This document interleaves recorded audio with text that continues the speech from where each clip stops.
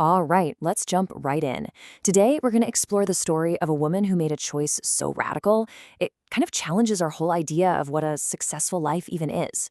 Her name is Martha Overall, and her story, as our source material explains, is pretty incredible. So look at these two paths. On one side, you have the definition of success, right? A Harvard graduate, a high-powered Wall Street lawyer. On the other side, a pastor serving one of the poorest, toughest communities in New York City. But here's the kicker. And this is what's so fascinating. This isn't two different people.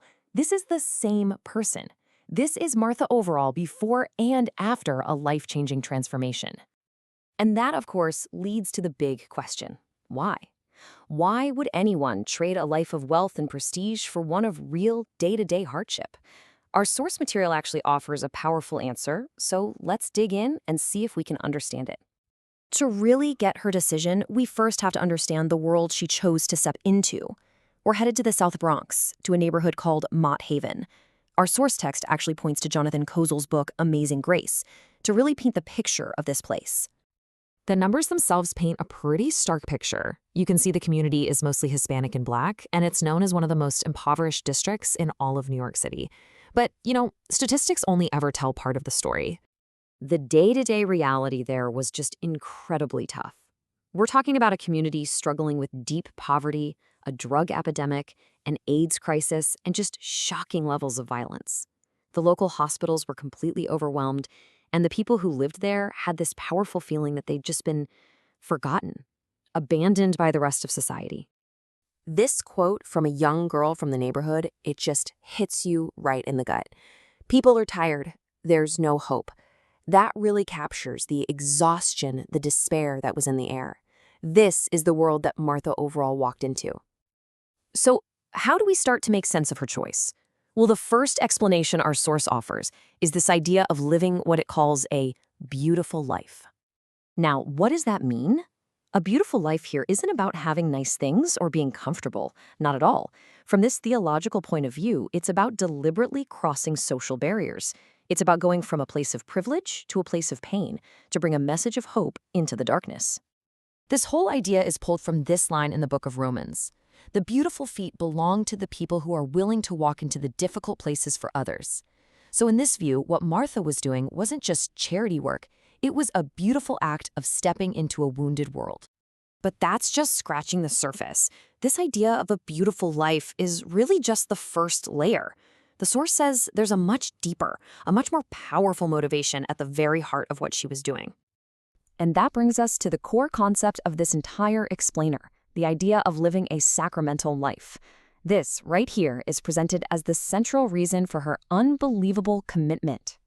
So, a sacramental life is defined as a life that becomes a physical, living embodiment of divine love. The inspiration for this, our source says, comes from the Last Supper, where the bread and wine are shared as symbols of giving one's entire self for others. This idea really breaks down into three key pillars. First, you've got the offering. That's the conscious choice to dedicate your whole life. Second, the sharing of life, which means not just helping from a distance, but actually getting in there and sharing the struggles and the joys of other people. And third, sacrifice, the act of giving yourself for their sake. And what's so fascinating is how Martha's own life story follows this exact path.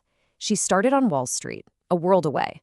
Then a devastating personal tragedy, her brother died from AIDS, and that became a catalyst for change. It led to a new calling. She left her entire old life behind and completely dedicated herself to the South Bronx, living out all three of those pillars we just talked about.